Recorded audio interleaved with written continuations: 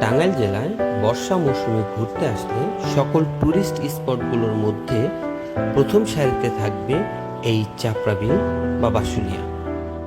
বর্ষার কয়েক মাস এখানে কানায় কানায় পূর্ণ থাকে পর্যটক দিয়ে। প্রতিদিন শত শত নৌকায় হাজার হাজার মানুষ আসে এই চাপড়া বিল বা বাসুলিয়ার পানির সৌন্দর্য দেখতে। বিলের মাঝখানে হিজল গাছটি দেখতে সব নৌকা ভিড় করে এখানে। যতদূর চোখ যায় শুধু পানি আর পানি। তাই ভাবলাম আপনাদের সাথে একটু শেয়ার করা যাক এখানকার সৌন্দর্য।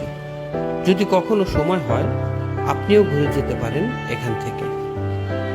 ভিডিওটি যদি ভালো লাগে তাহলে আপনার বন্ধুদের সাথে শেয়ার করবেন। আপনারা কোথা থেকে আমাদের ভিডিও দেখছেন কমেন্ট করে জানাবেন। তো চলুন ঘুরে ঘুরে দেখি সবকিছু।